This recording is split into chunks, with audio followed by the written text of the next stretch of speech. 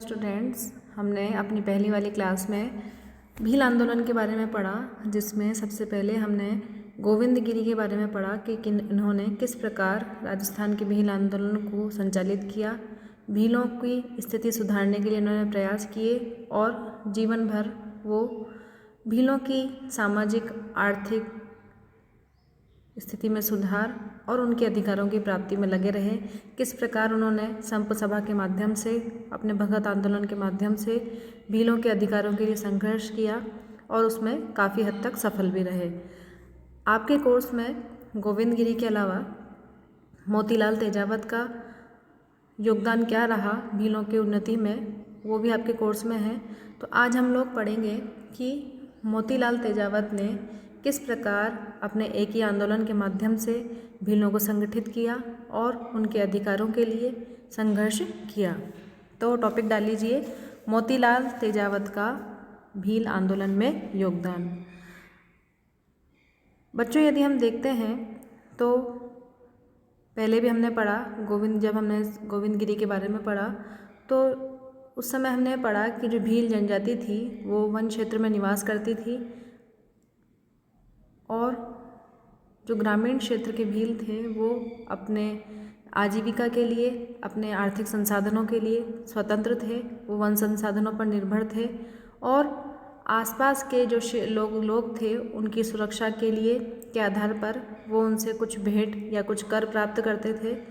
तो इस तरह से उनका जीवन अच्छी तरह से चलता आ रहा था। लेकिन जैसे ही ब्रिटिश शासन की स्थापना हुई और उन्होंने भीलों के सामाजिक आर्थिक जीवन में हस्तक्षेप करना शुरू किया, वहीं से भीलों में असंतोष की भावना जागृत होने लगी और इस असंतोष को समझने का प्रयास और उनकी जो अधिकार थे उनको वापस से प्राप्त कराने का कार्य गोविंद गिरी और मोतीलाल तेजावत जैसे व्यक्तियों ने किया। हमने देखा कि ब्रिटिश शासन की स्थापना के साथ ही भील जनजाति में समस्याएं शुरू हो गई। उन पर कई प्रकार के कर लगा दिए गए जिन्हें भेंट बेगार के नाम से जाना जाता है और साथ ही वन संसाधनों का प्रयोग, जिनका वे स्वतंत्र रूप से प्रयोग करते थे, उन पर विभिन्न प्रकार के नियंत्रण स्थापित कर दिए गए। तो ऐसी परिस्थिति में मोतीलाल तेजावत ने भीलों की समस्याओं से प्रभावित होकर उनमें चेतना जागृत करने का कार्य किया ताकि वे स्वयं आगे आके अपने अधिकारों के लिए और अपने सामाजिक और आर्थिक जीवन में सुधार करने के लिए संघर्ष कर सकें। मोतीलाल तेजावत के प्रारंभिक जीवन के बारे में यदि हम देखें तो इनका जन्म एक जैन परिवार में हुआ था और उदयपुर के पास कोलियारी गांव में इनका जन्म हुआ। मोतीलाल तेजावत ने को मेवाड़ के गांधी के नाम से भी जाना जाता है। साथ ही इनको आदिवासियों का मसीहा भी कहा जाता है। इन्होंने भीलों पर अत्यधिक कर, लाग-बाग, बेगार, शोषण और सामंतों द्वारा भीलों का जो शोषण होता था उसके विरुद्ध 1921 में चित्तौड़ के समीप मातरकुंडिया नामक स्थान से एक ही आंदोलन के नाम संचालित किया। तो ध्यान रखिएगा, 1 नंबर से में आपसे पूछा जा सकता है कि राजस्थान में एक ही आंदोलन का प्रारंभ किसने किया, तो उसका आंसर होगा मोतीलाल तेजावत। अब इन्होंने क्या किया इस एक ही आंदोलन के माध्यम से कि भीलों में एकता स्थापित करने का प्रयास किया ताकि वो संगठित रूप से अपने अधिकारों के लिए संघर्ष कर सकें। साथ ही इसका उद्देश्य किसानों को जो अंग्रेजों द्वारा वसूल किए जाने वाले विभिन्न कर थे, बेगारें थी, लाग-बाग थे, उनसे मुक्त करवाना था। तो इस दौरान क्या हुआ कि धीरे धीरे जो भील विद्रोह शुरू हो रहा था वो इस आंदोलन के साथ 1921 तक झाड़ोल क्षेत्र, कोलियारी, मादरी, मगरा और भोमट क्षेत्र के तक विस्तृत हो गया और भीलों के इस विद्रोह ने इतने विस्तार के बाद अंग्रेजी सत्ता, मेवाड़ राज्य और उस क्षेत्र के जो जागीरदार थे उनके आदेशों की अवहेलना करना चालू कर दिया। इसी दौरान मोतीलाल तेजावत ने जो मेवाड़ का भील आंदोलन था उसको अपना नेतृत्व दिया, उन्होंने नेतृत्वकर्ता की भूमिका निभाई। अब उन्होंने क्या किया कि भील आंदोलन से आगे बढ़कर 1921 में भीलों के लिए कर समाप्त करने सहित असहयोग आंदोलन प्रारंभ किया। गांधी जी के बहुत अच्छे समर्थक थे, गांधी जी को बहुत मानते थे और उनकी जो कितनी भी गतिविधियां थी उनका पूर्णतः समर्थन करते थे। तो इन्होंने भीलों पर जो अत्याचार हो रहे थे उससे संबंधित जितनी भी मांगें थी उनको अपनी एक पुस्तिका थी मेवाड़ पुकार, उसके माध्यम से मेवाड़ के महाराणा के सामने प्रस्तुत किया, जिसमें से सब मांगों को पढ़ने के बाद मेवाड़ के महाराणा ने 3 मांगें थी, वन संपदा का प्रयोग, बेठ बेगार और सुअरों से संबंधित जो मांग थी उसको अस्वीकार कर दिया।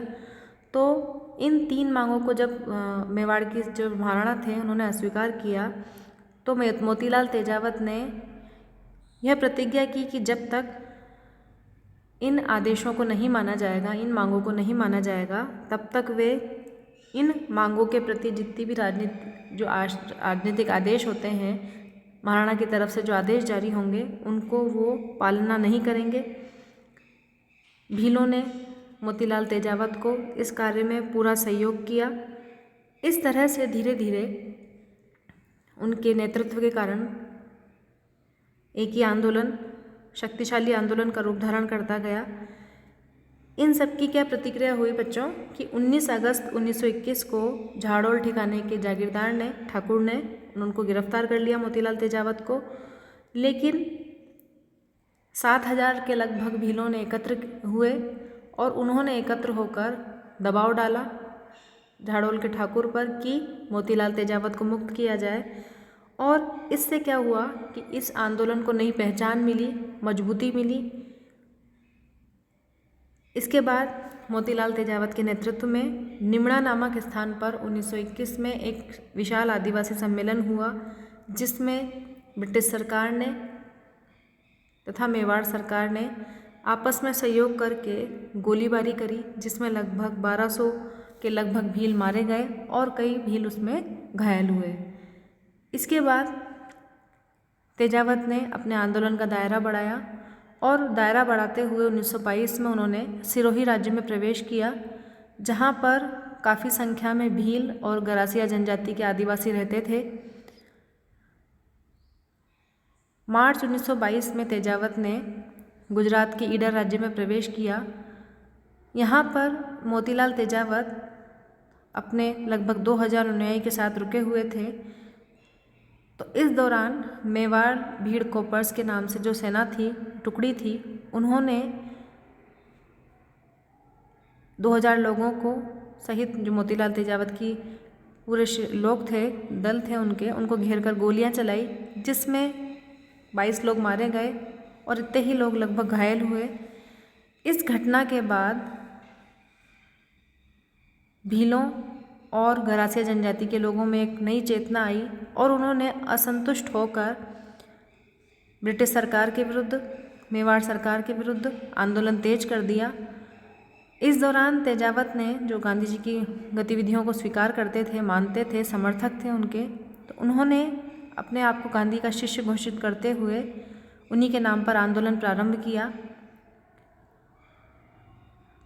इस दौरान महात्मा गांधी की ओर से मणिलाल कोठारी सिरोही पहुँचे और उन्होंने यह प्रयास किया कि भीलों, मोतीलाल तेजावत और हॉलैंड जो एजीजी था उसके बीच में समझौता करा लिया जाए, लेकिन एजीजी समझौते के लिए तैयार नहीं हुआ।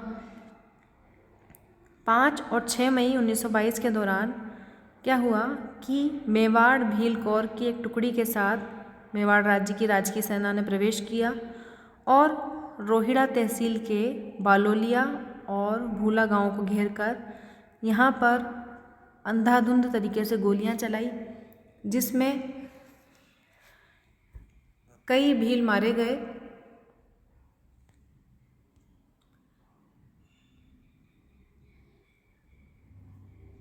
कई भील इसमें मारे गए और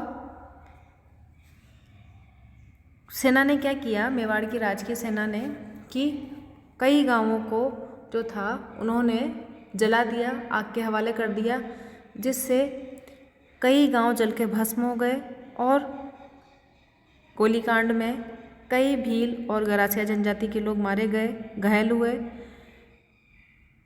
इस घटना के बाद समाचार पत्रों में, पंपलेटों में सिरोही राज्य का जो गोलीकांड था, हत्याकांड था, वो प्रकाशित हुआ।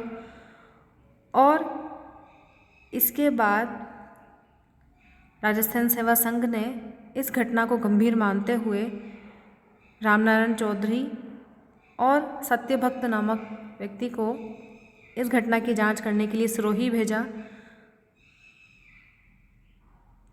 ब्रिटिश जो रिकॉर्ड थे उसमें भी इस घटना का जिक्र हुआ और उसमें यह माना गया कि लगभग 50 लोग इसमें मारे गए और 150 के लगभग इसमें लोग घायल हुए।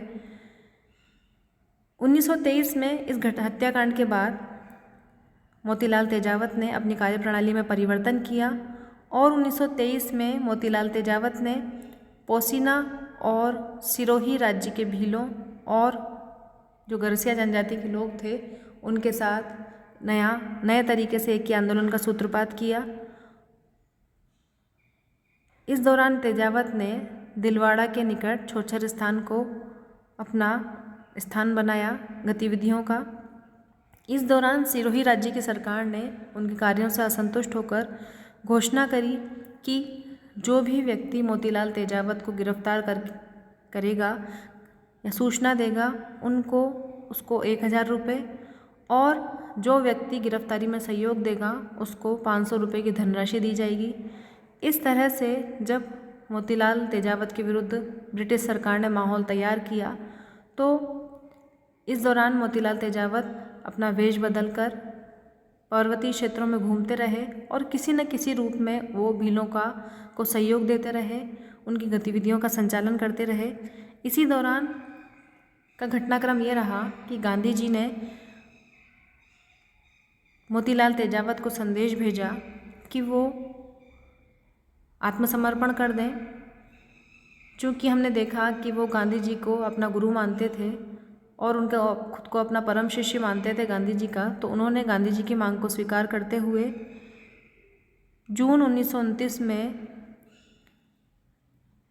पुलिस के समक्ष, ईडर राज्य की जो पुलिस थी उनके समक्ष आत्मसमर्पण कर दिया और वहाँ की पुलिस ने उनको उदयपुर राज्य को या मेवाड़ राज्य को सौंप दिया, जहाँ पर उनके विरुद्ध आपराधिक मुकदमा चलाया गया।